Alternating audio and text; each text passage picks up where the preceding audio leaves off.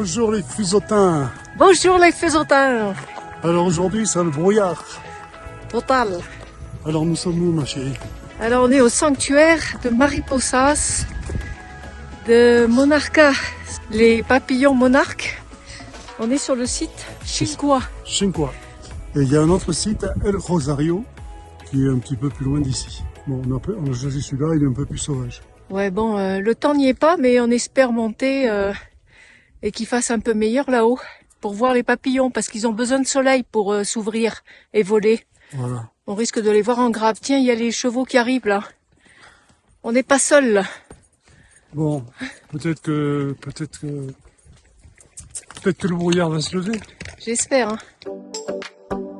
Nous voyageons depuis plusieurs années afin de découvrir notre belle terre.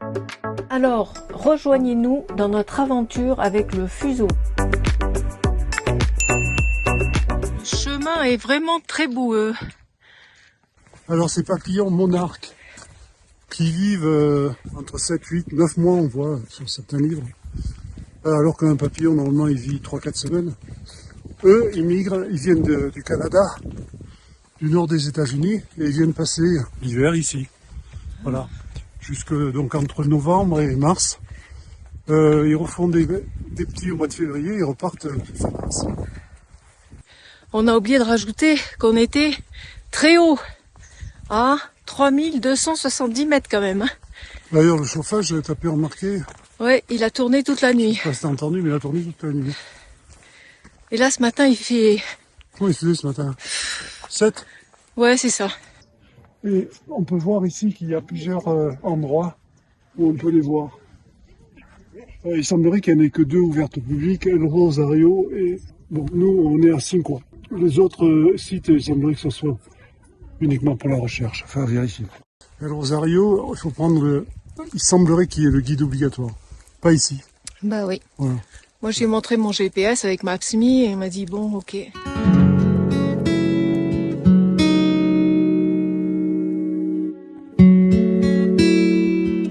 Voilà le premier monarque écrasé. C'est qu'il doit y en avoir d'autres. Là, on a les premiers rayons de soleil. Mais ça dure pas. C'est joli quand même, hein, avec cette brume. On est tout en haut de la balade et on s'apprête à redescendre. Mais de l'autre côté, là, il y a un cul-de-sac. Et pas un papillon nulle part. Sauf celui que j'ai vu par terre.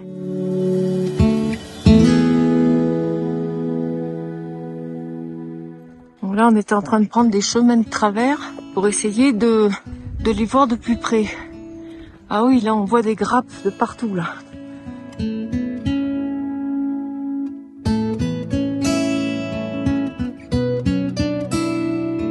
Il y en a partout.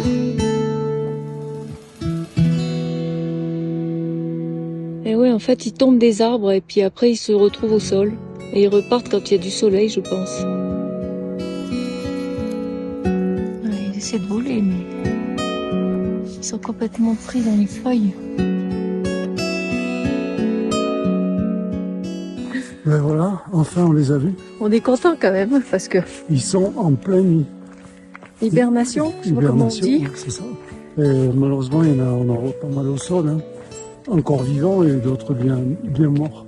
Mais c'est marrant ces grappes, hein, au-dessus des arbres là. Ouais, déjà, il faut les distinguer, hein. C'est pas évident. Ouais.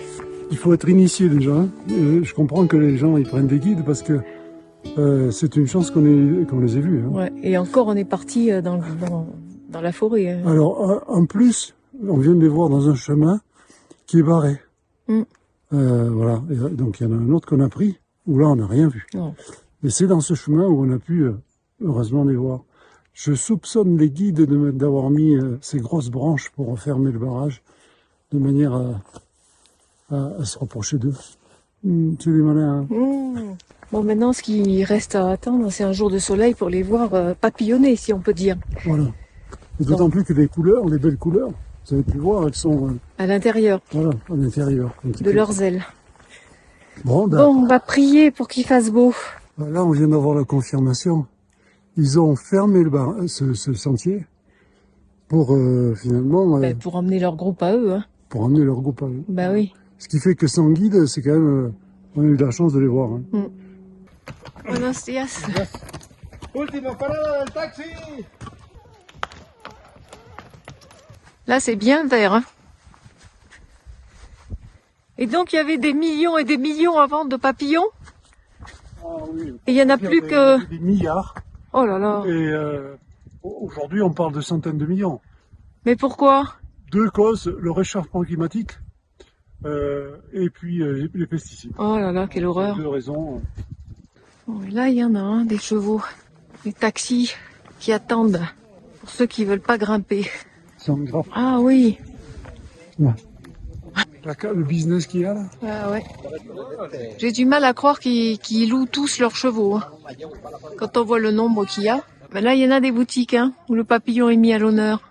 Le beau monarque. Là, le petit fuseau derrière. Là, c'était très calme hein, cette nuit. Pour ceux qui veulent camper ici, il est mieux de se mettre là où on est parce que le stationnement est tout en pente de l'autre côté.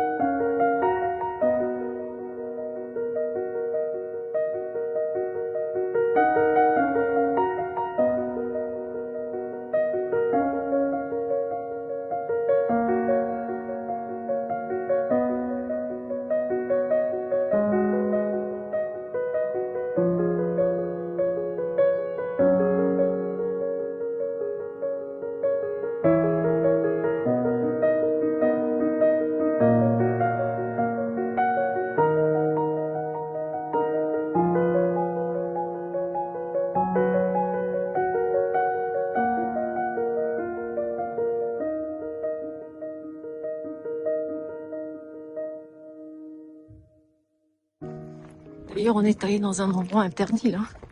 Là, on est à la réserve. On était au milieu de la colonie. Ah, c'est ça. Donc, C'est pour ça que c'est interdit.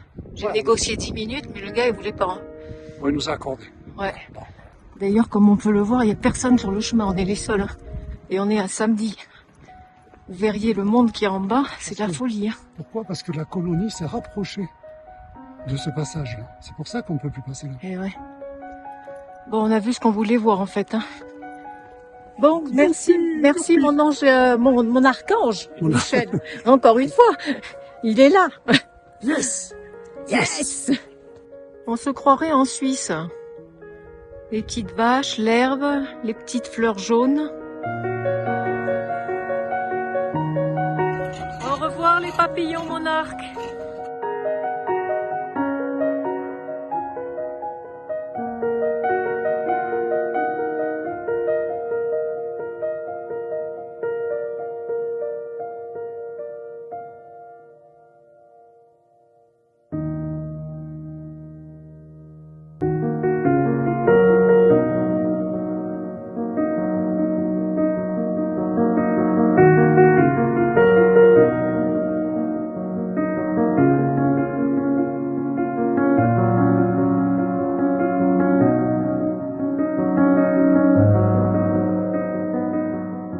Il faut savoir que la métamorphose du monarque d'œuf à papillon dure de 25 heures dans des conditions de température chaude estivale à plus de 7 semaines dans des conditions de printemps frais. Couramment, seuls 10% des œufs de monarque atteignent la phase du papillon. Une chose très intéressante aussi, lors de son cycle de vie, la phase larvaire du papillon monarque est caractérisée par le fait que les larves se nourrissent uniquement d'une plante nommée Asclépiade. La femelle du papillon monarque dépose donc tous ses œufs, 300 à 400, derrière ses feuilles, et après 3 à 5 jours, la larve blanche rayée jaune et noire émergera et s'alimentera de cette plante. Elle produit un jus laiteux nommé également latex, qui est en fait très toxique. En se nourrissant de cette plante, la larve développe donc une toxicité qu'elle gardera une fois adulte. Les prédateurs potentiels tels que les oiseaux insectivores apprendront à bien reconnaître le papillon monarque afin de ne pas s'intoxiquer.